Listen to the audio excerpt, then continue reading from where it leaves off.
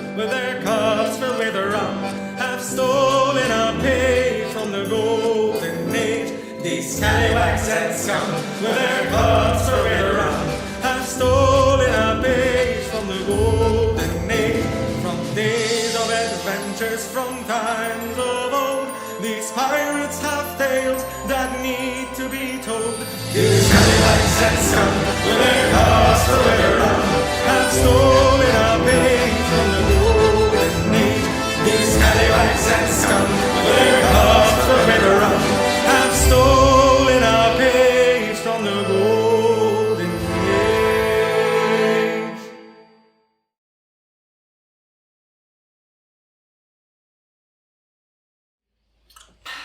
Ladies and gentlemen, pirates of all ages, welcome to another page from the Golden Age. Last week, we talked about the pirate prince, the Robin Hood of the seas. But this week, we are talking about an even more famous pirate, Jack Rackham, the inspiration for Jack Sparrow himself, the man responsible for the most famous Jolly Roger that ever existed, the Skull and Cross Swords.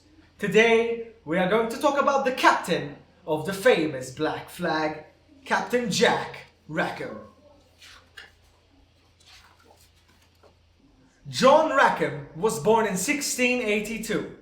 This pirate is not famously known for being the most brave, daring, and nor the most feared pirate in the Caribbean Sea. He was mostly known for two things. That is, being the only pirate to have two women on board, and also for having the most recognizable black flag, the skull with two crossbones. We can also hold John Rackham responsible for being the inspiration for the beloved Disney pirate, Captain Jack Sparrow. Now, let's get back to John Rackham. First of all, John Rackham was commonly known as Calico Jack Rackham, mostly due to his fashion sense. He loved to wear Indian calico cloth, which earned him the nickname of Calico Jack.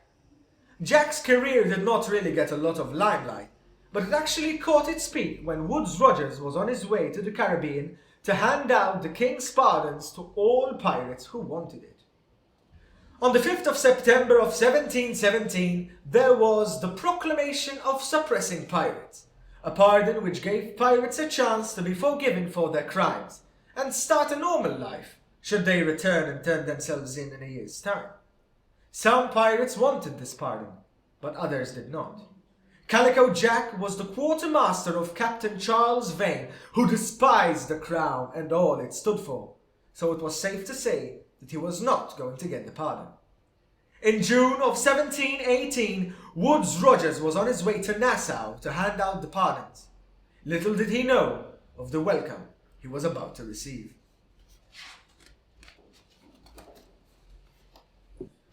Captain Charles Vane set up some armed vessels along the coast and opened fire on Rogers' fleet. Along with cannon fire, he also sent a blazing fire ship directly to Rogers. In the meantime, Vane and Rackham escaped, and Rogers managed to live, blacklisting Vane, which prevented him from ever getting the pardon. A few months after, in November of 1718, Captain Vane and Calico Jack set their eyes on a beautiful new prize, a French warship. Everyone on board wanted this beautiful ship filled with rum and resources which were good for trading. The only problem was that they were outgunned and would most probably not live to tell the tale. Captain Vane told his crew to retreat, and as they did, Calico Jack tried to take advantage of the situation. The crew was unhappy with the fact that they retreated and went back empty-handed. So, they wanted a change in captaincy. Calico Jack seemed to be a favorite among his mates, and he had promised them riches and glory, and just like that, he was made the new captain instead of Charles Vane. Charles Vane and his few supporters were put on a small schooner and sent away. And thus begins the story of Captain Calico Jack Rackham. Now he had to get to work, but he found out that it was easier said than done. Maybe he was better off as a quartermaster than as a captain. However, he did manage to snatch a few prizes which were good enough to keep the crew happy.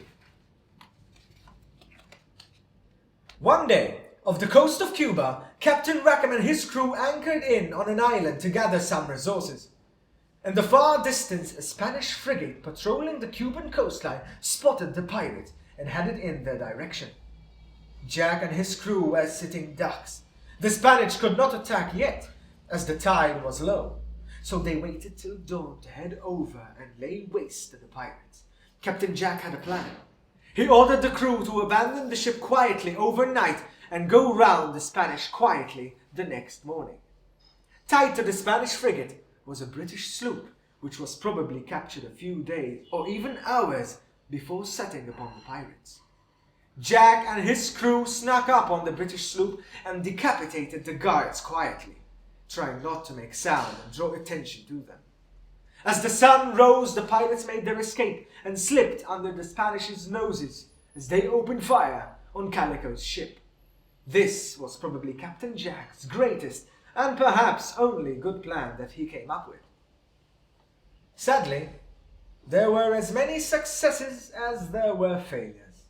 He couldn't offer them enough plunder, so the crew decided to try and turn themselves in and ask for the king's pardon, even though it was no longer in effect. Upon reaching Nassau, Captain Calico Jack Rackham met with Woodes Rogers and asked him for the king's pardon. He knew he was late for this, but he told him that Charles Vane had forced the whole crew to refuse the pardon, and had only recently gotten rid of their crew and captain, hence why they arrived now, months after the deadline. Woodes Rogers fell for it, and Jack's lives saved their necks. Thus, Captain Jack and his crew were now pardoned and set to live an honest life. But just how honest can one be? And for how long can a pirate, a free man, remain chained to the rules of society? In 1720, Calico Jack met the beautiful and former pirate Anne Bonny. They fell for each other and wanted to get married. But there was one thing. Anne was already married to James Bonny, a man working for Woodes Rogers as a snitch. Calico Jack asked James to divorce Anne so he could marry her, but James did not allow it. So, Calico Jack and Anne Bonny gathered a few men, stole a ship, and headed out to the open seas once again as pirates. At the time, they believed that it was bad luck to have women on board.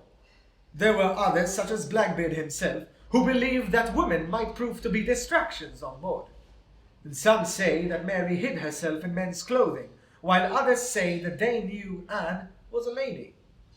Anne proved to be an even better pirate than Calico Jack was. Together, they kept attacking small vessels and ships, and Calico Jack even gained another female pirate among his crew, Mary Read. Unfortunately, the pirating career came to an end soon after, when they were set upon by pirate hunters while most of the crew was drunk. The only two people to defend the ship and fight off the hunters were Anne Bonny and Mary Read. Therefore, there was hardly any resistance. It is safe to say that they failed. His body was hung on display as a warning to all sailors who dared to turn away from the law. And that, ladies and gentlemen, brings us to another end of a page from the Golden Age. But this time, we have a special surprise. Libertalia, our sponsors, are giving away 2 lovely necklaces to 2 lucky winners, who will leave a comment down below telling us what they liked about Jack Rackham. These prizes are this beautiful citrine pendant and this lovely quartz necklace. Leave a comment down below to be in a chance to win these 2 lovely gems. See you next week for another episode of A Page from the Golden Age.